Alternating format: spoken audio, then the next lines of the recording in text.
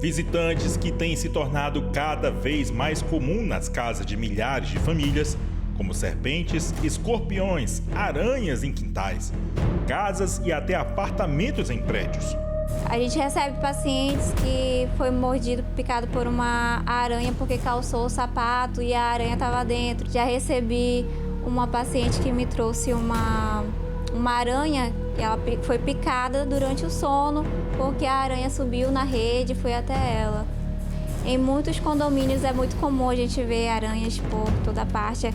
Segundo dados recentes das secretarias de saúde, os acidentes com animais peçonhentos dispararam nos últimos anos.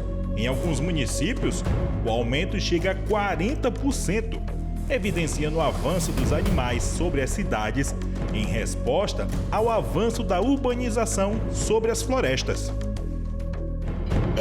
Por volta dos 7 anos de idade, 8, eu fui picada por um bicho peçonhento, que é conhecido como lacraia, né? E o fato aconteceu quando eu peguei um cacho de pupunha, né? Um fruto muito conhecido aqui na nossa região, e coloquei nas costas, como se eu tivesse apanhado o cacho de pupunha da árvore. Eu estava deitada no chão, lembro que alguém comentou, fez alguma piada ou fez alguma coisa engraçada.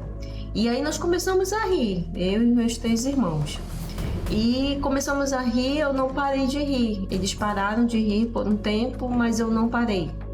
E eu lembro que o toque das pessoas em mim era como se fossem descargas elétricas. Eu comecei a tremer muito, parecido convulsionar. Eu não falava, né? Eu só fazia gestos. Um bichinho pequeno que se movia que nem uma cobra, eu confirmei. E aí ele perguntou a cor, preto ou marrom. E aí eu fiz o sinal para o marrom, né? Então aí depois dessa entrevista ele aplicou, né, o soro. Fiquei no hospital internada por volta de uns 3 meses, né? Eu perdi os movimentos da perna, os movimentos do braço. Eu parei um pouco de babar, mas em contrapartida os olhos eles ficaram estrábicos. Então é como se meu corpo todo tivesse se atrofiado. Não falava e só gesticulava, né, com a cabeça, com os olhos ainda estavam um pouco estrábicos um lado. Eu vi o bicho, mas como eu não senti a picada dele na minha costa, não foi algo assim imediato, né, eu não dei importância. Eu achei que era só mais um desses bichos que a gente está acostumado a ver por aqui, né, pela região, principalmente em períodos chuvosos, e não dei essa importância, né? Em nenhum momento achei que aquilo era um risco para mim. Mas o problema não se restringe aos acidentes. A falta de soro antiofídico em municípios e distância das unidades de saúde estão entre as principais queixas de comunidades amazonenses. Uma corrida contra o tempo que nem sempre é vencida. Boa noite, você que nos acompanha em toda a região norte, em várias partes do Brasil, viu algo suspeito? Então mande sua denúncia para o Norte Investigação. O nosso WhatsApp 92, o prefixo 99297-2401. O que estiver errado, a gente investiga, vai atrás das respostas. Os acidentes com animais peçonhentos continuam sendo uma das ameaças silenciosas na região norte. Em meio à maior floresta tropical do planeta, o encontro entre humanos e serpentes, aranhas ou escorpiões pode acontecer a poucos metros de casa e exigir atendimento médico imediato. A diversidade da fauna amazônica é única, mas também exige atenção redobrada.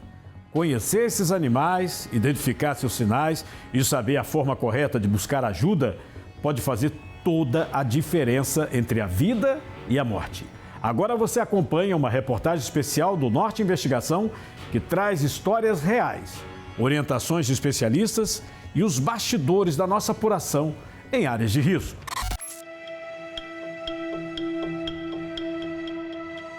A nossa história começa muito antes de uma picada. Ela começa na relação frágil entre a floresta e as cidades. Uma relação que, nas últimas décadas, se rompeu com desmatamento, queimadas e o crescimento desordenado das urbanizações. Em muitos condomínios é muito comum a gente ver aranhas por toda parte. Aliás, inclusive a população está cada vez mais inserida no ambiente natural desses animais. O crescimento urbano está se expandindo e estamos cada vez mais próximos do ambiente deles. E o reflexo disso, paralelo aos efeitos das mudanças climáticas que a gente está vendo a Terra sofrer, a gente está vendo a aproximação desses animais. E um desses impactos, além da mudança na temperatura da Terra, na mudança da oscilação das temporadas de chuva, por exemplo, a gente vê aí um crescimento das cidades, fazendo com que as áreas verdes se transformem em cidades. E aí o espaço que esses animais têm para viver, que é a floresta, está sendo impactado e aí o contato se torna inevitável. Para biólogos e herpetólogos, os animais peçonhentos estão sendo empurrados para as áreas habitadas.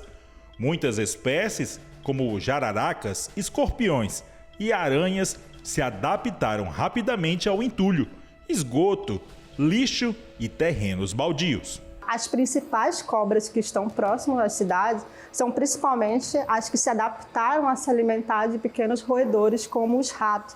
E os humanos, eles acumulam muito lixo, o que atrai rato e posteriormente acaba atraindo as serpentes. Um exemplo clássico dessas interações entre humanos e serpentes, a gente vê principalmente com as jararacas. Segundo os registros, são as periferias urbanas as mais atingidas. Casas de madeira, rachaduras, saneamento precário, o cenário perfeito para o aumento das colônias. As crianças e os idosos seguem sendo as maiores vítimas, mas são os trabalhadores que têm a maior taxa de encontro com esses animais. Homens em áreas rurais, eles acabam saindo mais das suas residências para realizar atividades, principalmente agrícolas e extrativistas, enquanto as mulheres elas têm uma representação maior em atividades domésticas. Então, a presença desses homens em áreas de floresta e o retorno de volta para casa faz com que os encontros aconteçam e, posteriormente, os acidentes. Os casos crescem especialmente em comunidades ribeirinhas, onde o acesso ao atendimento é lento e, às vezes, impossível. Então, o último boletim epidemiológico que saiu sobre o ofidismo no Brasil, a gente viu aí cerca de 32 mil pessoas sofrendo acidentes com cobras. A falta de soro antiofídico é hoje um dos pontos mais críticos. Em alguns municípios, os estoques estão zerados há meses e a logística de entrega em regiões de rio, estradas de terra e comunidades isoladas torna qualquer acidente um risco real de morte. Ao mesmo tempo, agentes de zoonoses e bombeiros registraram um número crescente de resgates em escolas, creches e postos de saúde, o que revela um padrão. Os animais estão entrando cada vez mais fundo nos espaços humanos. Principalmente nas populações que vivem em áreas rurais, em áreas florestais, as comunidades ribeirinhas, que têm dificuldade ao acesso aos serviços de saúde e muitas vezes não procuram assistência médica nos casos de acidente. Especialistas alertam que sem políticas de controle, educação e saneamento, o problema deve se agravar, principalmente nos meses de chuva, quando escorpiões e serpentes procuram um abrigo nas casas. É a umidade, calor e umidade. Então, esses animais, eles estão acostumados com calor e umidade. E agora, com o crescimento da cidade, com a expansão urbana das cidades, através de loteamentos, de ocupações, plantações, utilização de meio pecuário e no entorno de Manaus, principalmente condomínios, a cidade vai fragmentando o seu ambiente natural. A floresta vai sendo fragmentada. E esses seres, que nós chamamos de seres criaturas, que nós temos como perigosas, eles precisam sobreviver nos espaços cada vez menores. Nossa floresta ela vai diminuindo de acordo com o crescimento da população e da ocupação dessas áreas. E uma mudança climática, uma mudança de maior temperatura ou de maior quantidade de chuva faz com que eles sejam mais visíveis. E eles procuram o ambiente. E não se iludam, em algum momento eles vão se adaptar a algumas espécies e pode se tornar um problema de saúde pública, como acontece no sul do Brasil, no sudeste brasileiro, com uma espécie de escorpião chamado Titius cerulatus, o escorpião amarelo, um dos escorpiões mais peçonhentos do mundo. E nós não temos um escorpião com o nível de peçonha, de veneno, como o títios cerulatus. Mas nós já pontuamos escorpiões como títios, metendos e o Bróteas amazônicos, que são escorpiões comuns. Felizmente, não tem um veneno muito poderoso para causar óbito, mas causa danos bem complicados. E eles vão se adaptando a esses fragmentos e essa ocupação acaba se tornando esse conflito. Não só escorpiões, serpentes, aranhas, centopeias, abelhas, vespas e outros grupos de animais peçonhentos. Filmagens aéreas mostram o porquê o desmatamento se aproxima dos limites urbanos e onde havia floresta, agora existem ruas, obras e terrenos sem limpeza. Em laboratórios e centros de pesquisas, cientistas lutam para aumentar a produção de soros, mas o desafio é enorme e o crescimento das ocorrências avança mais rápido do que a resposta do Estado. As pesquisas epidemiológicas, elas são importantes para que a gente consiga prever e os tratamentos, eles são importantes porque a gente precisa da produção de soro. Então, entendendo a quantidade de acidentes, a gente entende qual é a escala de soro que a gente precisa. Hoje, no mundo, a única forma de tratar acidentes com cobra é a partir da soroterapia. Então, a gente precisa saber quantos acidentes ocorrem para a gente se preparar em uma escala média de produção de soro. Diante desse cenário, resta a pergunta: o que estamos fazendo para evitar a próxima morte por demora no atendimento? E, principalmente, até quando o avanço sobre a floresta vai continuar empurrando o perigo para a porta das nossas casas? Um exemplo disso é a presença cada vez mais forte de espécies de cascavéis na região amazônica, que antes a gente tinha uma concentração maior ali na área de Roraima, e agora a gente está vendo, a partir do boletim epidemiológico, que esses animais estão causando acidentes em outras regiões. Os animais peçonhentos não estão invadindo as cidades. Eles estão respondendo à invasão do seu habitat. Uma resposta que já cobra vidas e coloca a Amazônia e seus moradores em uma nova linha de fronteira entre a floresta e a sobrevivência. Nós temos que ter estudos científicos para ver esse impacto, o que nós estamos fazendo na casa desses animais, desses insetos, dessas cobras, dessas aranhas. E para nós entendermos um pouco como conviver. Eles precisam dessas regiões e nós precisamos também ocupar para plantações e, como eu volto com relação à parte da situação climática, essas desestruturas climáticas podem causar um grande aumento populacional de determinadas espécies que podem se adaptar facilmente a esses ambientes fragmentados dentro da cidade.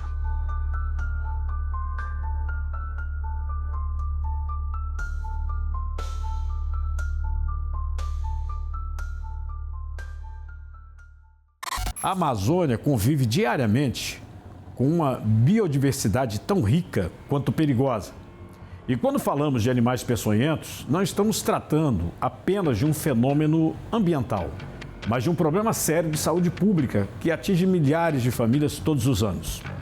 Em comunidades ribeirinhas e áreas rurais, a distância até um hospital e a falta de informação podem transformar um simples descuido em uma tragédia anunciada.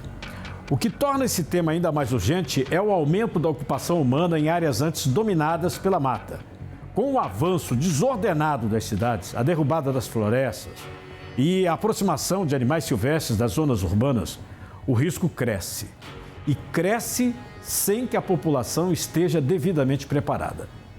A prevenção depende do conhecimento, mas também de políticas públicas que garantam estrutura para atender essas ocorrências com rapidez. O acesso ao soro antiofídico, por exemplo, ainda é desigual na região norte. Muitas vezes, a vítima precisa percorrer longas distâncias em barcos, estradas de terra ou até mesmo depender do resgate aéreo para receber o tratamento adequado. Esse tempo perdido é crucial e cobra vidas que poderiam ser salvas se houvesse mais distribuição, treinamento, centros de referência preparados. E não podemos ignorar, a falta de informação também pesa. Muita gente tenta resolver o ferimento com receitas caseiras, o que piora o estado, o quadro clínico em geral.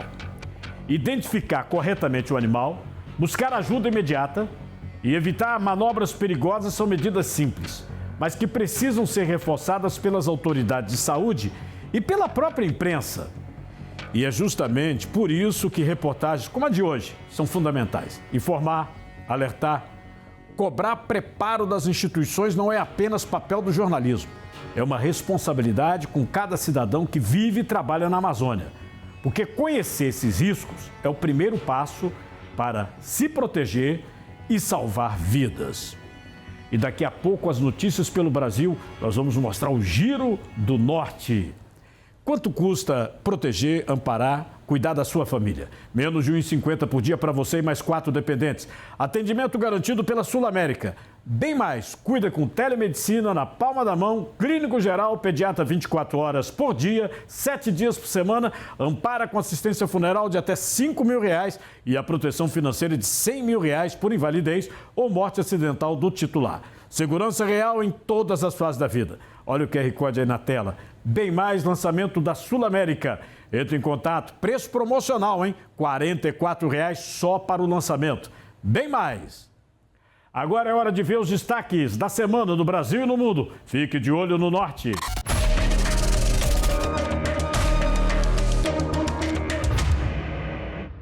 A Polícia Civil do Acre cumpriu mais uma fase da operação que investiga supostos desvios de medicamentos e insumos hospitalares da rede pública. Durante o cumprimento de um mandado em um estabelecimento de Rio Branco, foram encontradas caixas com ampolas, luvas, antibióticos, kits de hemodiálise e outros materiais. Após a checagem da polícia, foram retirados os medicamentos ali armazenados. Ainda durante a investigação, os policiais seguiram até o bairro da Sobral, na capital, onde cumpriram mandado de busca e apreensão na clínica UPAS, de propriedade do ex-deputado estadual Raimundo Correia da Costa, conhecido como Raimundinho da Saúde. Segundo a Polícia Civil, a ação ocorreu após a investigação apontar a compra de ampolas de lidocaína ligadas a um nome citado como Osmir UPAS. No entanto, nenhum desvio foi constatado. Apenas uma ampola vencida foi encontrada e apreendida. As investigações continuam. Uma ação policial mobilizou mais de 100 policiais para o cumprimento de 24 mandados de prisão aqui em Campina Grande, na capital da Paraíba, João Pessoa, além dos estados de Pernambuco e Paraná. Ao menos 22 pessoas foram presas e 85 mandados de busca e apreensão foram cumpridos. A Justiça também declarou o bloqueio de bens avaliados em 15 bilhões de reais dos investigados. A Operação Pulsar, como foi denominada, tem como objetivo desarticular uma organização criminosa especializada na venda de entorpecentes como cocaína através da internet. O grupo criminoso utilizava uma loja online com o nome O Rei do Camarão para comercializar os produtos. O nome da operação faz referência a uma armadilha que é utilizada para a pesca de camarões, justamente porque o grupo criminoso se autodeclarava como o Rei do Camarão. O avião do Corpo de Bombeiros de Rondônia transportava um paciente de Porto Velho para o Paraná, onde ele passaria por um procedimento cirúrgico de alta complexidade. Durante o trajeto, a aeronave foi interceptada por um caça da Força Aérea Brasileira. As imagens foram gravadas pelo próprio piloto e mostram a proximidade entre as aeronaves, o que assusta quem assiste, mas o procedimento é considerado normal e seguro.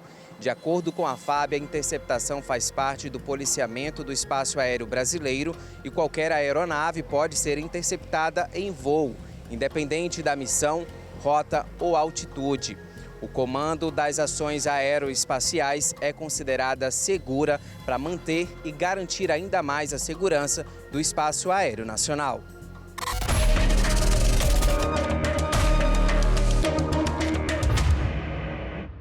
Muito obrigado por sua audiência aqui no Norte Investigação. E você da região Norte e outras regiões do Brasil, continue participando. Envie sua denúncia ou sugestão para o nosso WhatsApp 929972401. E na próxima semana voltamos com mais uma reportagem investigativa e exclusiva. Lembre-se, estamos também no site norte.com.br, nas redes sociais e na Rádio Norte FM. Até lá!